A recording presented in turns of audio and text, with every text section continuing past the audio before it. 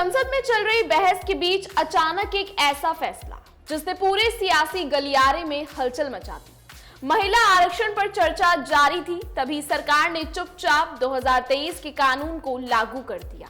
अब सवाल ये कि क्या ये मास्टर स्ट्रोक है या कोई बड़ा सियासी दांव।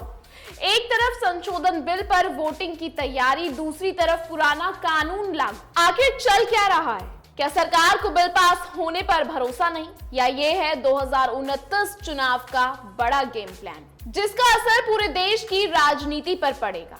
क्या है पूरी खबर, बताते हैं आपको विस्तार से। नमस्कार, स्वागत है आप सबका एनबीसी भारत पर। मैं हूं आपके साथ तनीषा भारद्वाज। संसद में बहस और अचानक लागू हुआ कानून। क्या है पूरा मामला? महिला आरक्षण संशोधन विधेयक और परिसीमन बिल को लेकर संसद में इस समय तीखी बहस जारी है।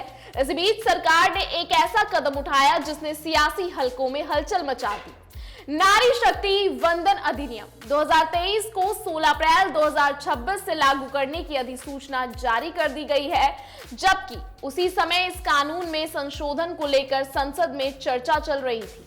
सवाल उठता है कि जब बदलाव पर बहस जारी है तब पुराने कानून को लागू करने की क्या जरूरत पड़ी? नारी शक्ति वंदन अधिनियम क्या है? यह कानून लोकसभा और राज्य विधानसभाओं में महिलाओं को 33% आरक्षण देने की व्यवस्था करता है। इसे 2023 में संसद से पास किया गया था और राष्ट्रपति की मंजूरी भी मिल गई थी, लेकिन यह तुरंत लागू नहीं हुआ क्योंकि इसके लिए सरकार को गजट नोटिफिकेशन जारी करनी जरूरी थी।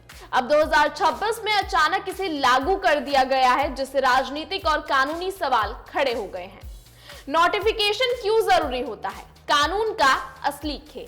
किसी भी कानून के पास होने के बाद वह तभी लागू माना जाता है जब सरकार उसकी अधिसूचना जारी करती है। बिना नोटिफिकेशन के कानून सिर्फ कागज पर रहता है, यानी 2023 से अब तक यह कानून अस्तित्व में होते हुए भी लागू नहीं था। जैसे ही सरकार ने 16 अप्रैल 2026 से इसे लागू किया, यह आधिकारिक तौर पर संविधान का हिस्सा है। बहस के बीच अधिसूचना सरकार की रणनीति आखिर क्या है? सरकार का यह कदम एक सोची समझी रणनीति माना जा रहा है। एक्सपर्ट्स के मुताबिक अगर कोई नया संशोधन लाना है तो पहले पुराने कानून का लागू होना जरूरी है, यानी सरकार पहले इसे कानून को एक्टिव कर रही है ताकि बाद में उससे बदलाव किया जा सके। यह एक तरह का कानूनी बैकअप प्लान है। अगर संशोधन बिल फेल हो गया तो क्या होगा? यह सबसे बड़ा सवाल है। अगर संसद में संशोधन विधेयक पास नहीं होता तो क्या महिला आरक्षण खत्म हो जाएगा?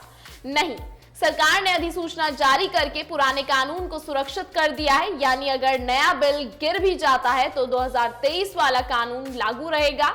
इसे सरकार का सेफ्टी नेट कहा जा रहा है।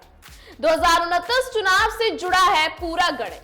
असल में सरकार चाहती है कि 2029 के लोकसभा चुनाव तक महिलाओं को आरक्षण मिल सके। 2023 के कानून के मुताबिक यह आरक्षण जनगणना और परिसीमन के बाद ही लागू होता है। इसलिए सरकार ने संशोधन बिल लाकर टाइमलाइन बदलने की कोशिश की है ताकि जल्दी आरक्षण लागू हो सके।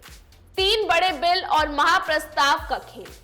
सरकार ने एक साथ 3 अहम विधेयक पेश किए हैं: महिला आरक्षण संशोधन, परिसीमन बिल और यूनियन टेरिटरी से जुड़ा बिल। इन्हें रूल 66 के तहत जोड़ा गया है, यानी अब ये तीनों एक पैकेज के रूप में पास होंगे। सांसदों को एक साथ इन पर वोट करना होगा, या तो सभी पास या सभी खारिज। रूल 66 क्या है और क्यों अहम है? रूल 66 एक तकनीकी नियम है जो तब लागू होता है जब एक बिल दूसरे पर निर्भर होता है। इसका मतलब है कि अगर एक बिल पास नहीं हुआ तो उससे जुड़ा दूसरा बिल भी बेकार हो जाएगा।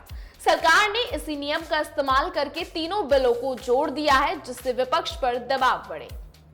विपक्ष क्यों उठा रहा है सवाल? विपक्ष का कहना है कि सरकार को खुद अपने बिल पास होने का भरोसा नहीं है, इसलिए उसने पहले ही पुराने कानून को लागू कर दिया। कांग्रेस नेताओं के मुताबिक यह कदम घबराहट के संकेत हैं। उनका आरोप है कि सरकार ने नियमों का इस्तेमाल अपने फायदे के लिए किया है। नंबर गेम सरकार के लिए सबसे बड़ी चुनौती। संशोधन बिल पास करने के लिए 2/3 बहुमत जरूरी होती है। लोकसभा में यह संख्या करीब 360 है, जबकि एनडीए के पास लगभग 293 सांसद हैं। यानी सरकार को करीब 67 सांसदों का अतिरिक्त समर्थन चाहिए। यही वजह है कि बिल पास करना आसान नहीं दिख रहा। क्या है राजनीतिक दांव उल्टा पड़ सकता है? अगर तीनों बिल एक साथ पेश किए गए हैं और एक भी पास नहीं होता तो पूरा पैकेज गिर सकता है। ऐसे में सरकार की छवि पर असर पड़ सकता है, इसलिए पहले से नोटिफिकेशन जारी करके सरकार ने जोखिम कम करने की कोशिश की है। आखिर क्या है सियासी मायने?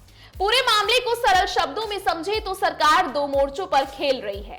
एक तरफ वह संशोधन लाकर कानून को मजबूत करना चाहती है, दूसरी तरफ उसने पुराने कानून को लागू करके उसे सुरक्षित भी कर लिया है। यानी चाहे संसद में कुछ भी हो, महिला आरक्षण पूरी तरह खत्म ना हो, यह सुनिश्चित किया गया है। तो अब नजरें टिकी हैं संसद की वोटिंग पर। क्या सरकार का यह दांव मास्टर स्ट्रोक साबित होगा या उल्टा पड़ जाएगा? इससे तय होगा महिला आरक्षण का भविष्य। फिलहाल एक बात साफ है, खेल अभी खत्म नहीं हुआ है।